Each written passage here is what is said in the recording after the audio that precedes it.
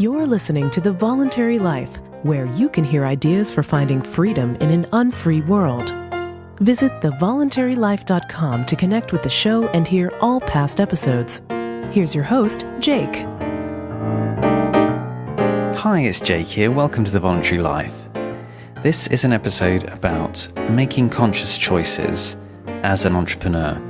In the previous episode, I talked about some of the big choices that we get to make in entrepreneurship, the kinds of choices or decisions that can have a really significant, long-lasting impact. And in this episode, I'd like to talk about some of the things that I've found have helped me to make better quality conscious choices compared to those times when I didn't make such good choices. So these are just some things that have helped me. They're not in any particular order of importance. They're just things that I've noticed that have been helpful. And as always, I'd really like to hear your views about this. If you have any thoughts about things that you've found that help you make better choices as an entrepreneur and in life generally, then I'd love to hear them. Now, when I talk about making conscious choices, I'm not downplaying the value of intuition. In fact, entrepreneurship is a field with massive uncertainty always, and there's nothing that we can do to eliminate uncertainty. That's actually part of the art of entrepreneurship, is making decisions under uncertainty. I think it's absolutely vital to trust your intuition and use your intuition, because our unconscious minds have far more power to connect facts and find linkages between things than we're ever able to consciously be aware of. So I'm not talking about making conscious choices to downplay intuition. In fact, the way that I think about this is how you can really be as conscious as possible when you're making choices to support your intuition. Ultimately, I do trust my intuition, and I do make decisions in the moment on the basis of what intuitively my mind tells me to do.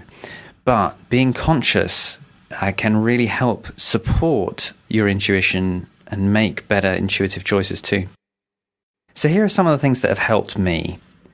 The first is really allowing myself to change my mind about choices. If I think that I'm making a choice and it's going to be signed in blood and there's no way out, I'm going to be locked into this forever, I find it really difficult to make good choices. And I also find it difficult to make timely choices, because in business it's absolutely essential to keep moving. And if you feel that you're not allowed to make mistakes, then it really clogs up your decision-making ability. At least it does for me. So I think the key thing is to keep moving, to make choices and allow oneself the opportunity to course correct later. To know that if you make a decision and then you find data that shows that this isn't a good idea, then it's okay to change your mind. And it's okay to rethink things. Whenever I've thought that I just have to soldier on and truck through and I'm not allowed to rethink things, that's when I start wasting energy on stuff that's not as useful or as effective as I could be. And I also find it really important to build this idea of being able to change my mind into the deal that I'm doing in entrepreneurship, whatever that is. So for example, if you're going to get involved in a long-term project for a client, what happens if the client doesn't want you to continue doing this project anymore? And what happens if you don't want to continue doing this project anymore? It's really helpful to have clauses built in that allow, essentially a break clause that allows that to take place. And the same is true if you're going into business with someone. What happens if one of you doesn't want to work with the other person anymore? I've talked about this in previous podcasts, but it's really useful to have an agreement between business partners about what you're going to do under those circumstances. Another thing that I think is really helpful in terms of making good conscious choices is to choose your giants to stand on. You probably know the quote from Isaac Newton, that if I've seen further, it's only because I've stood on the shoulders of giants. And I always make better decisions if I have educated myself about a particular problem, about an area, and found out what other people have learned about this, what their experience has been, so that I can really draw on that experience and use it for myself. It's a far more efficient way than, just trial and error all on your own. Find out what other people have learned. Choosing your own giants does not mean that you have to choose people who are mainstream or famous. In fact, mainstream and famous people often just represent the status quo, particularly in a fast-moving field or an industry that's undergoing a lot of change. But if you find the people that you think have seen further, who you think have really got useful things that you can learn from, then that's much more important than going with people who are well-known or mainstream. So choose your own people to learn from, but learning from others is enormously helpful. And the way that I do this is really principally through reading. I find stuff on the web and books and whatever I can, and I just read voraciously about an area and really understand it as well as I can. Whether that's to do with selling or share options or whatever it is that you're particularly concerned about making choices about, that is enormously helpful to make a really conscious choice. Another thing that I found really helpful in making good conscious choices for entrepreneurship is getting good objective data, especially about how the choice is working out for you.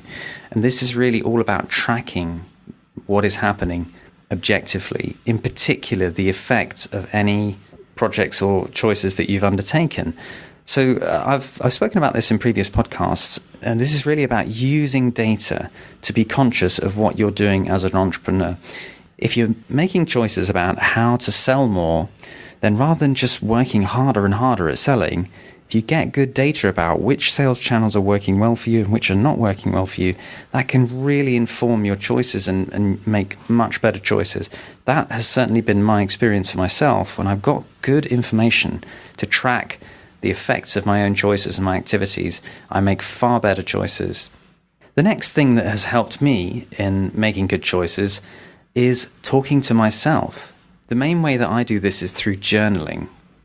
I've noticed that when I talk to myself about a choice that I'm considering, and when I am actually having an open internal dialogue with myself about it, I make far better choices.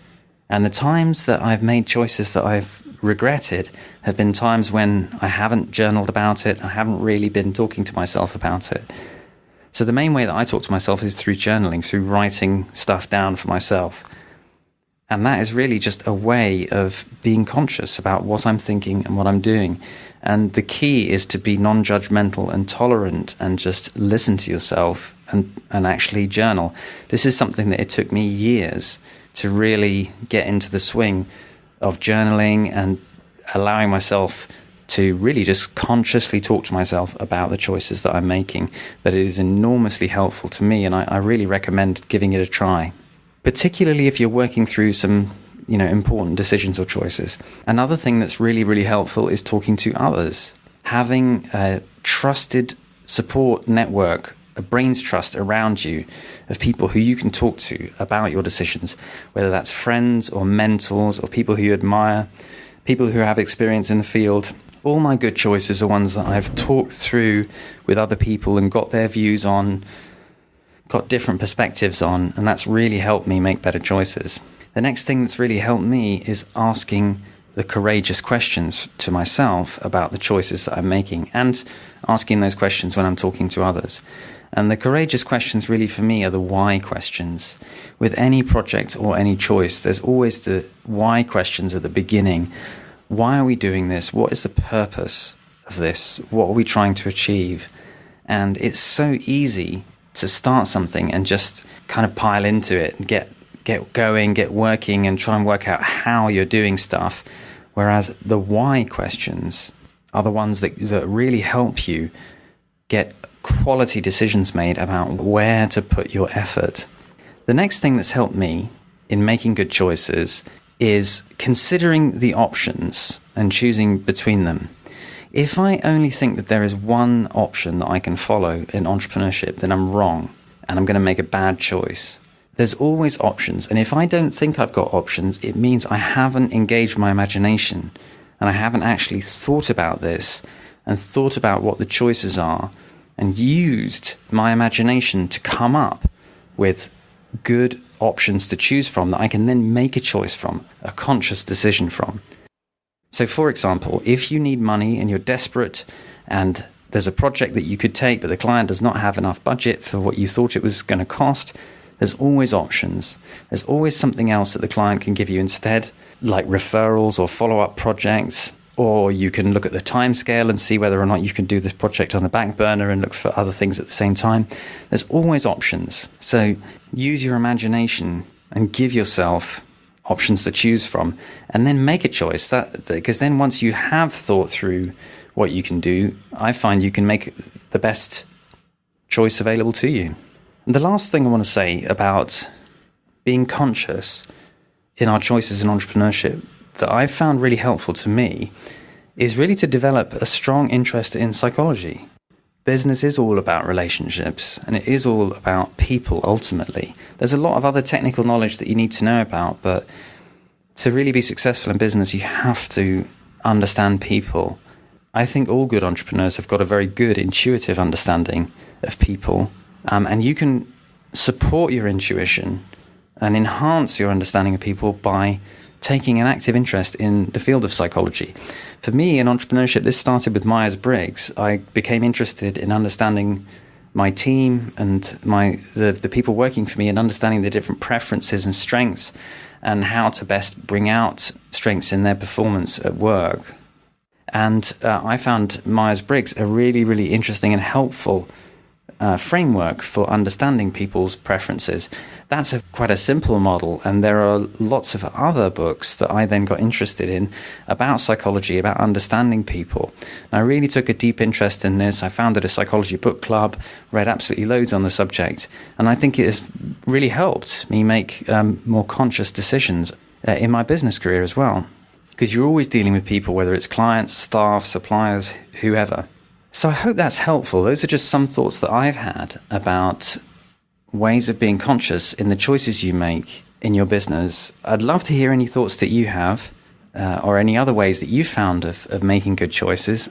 Lastly, I'd just like to let you know that if you've enjoyed this podcast, I think you'd really enjoy my book, Becoming an Entrepreneur: How to Find Freedom and Fulfillment as a Business Owner. The book is a no-nonsense guide that demystifies entrepreneurship and provides you with everything you need to break your employee conditioning and become an entrepreneur. You can find the book on Amazon if you search for my name, Jake Desyllas, that's Desyllas, and you can also find out more information about the book on the website, thevoluntarylife.com. Just look under the tab marked Books. Thank you so much for listening. Thank you for listening to The Voluntary Life.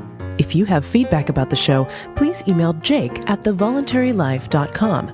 If you enjoyed this program, please share the podcast with your friends or click the donate button on thevoluntarylife.com.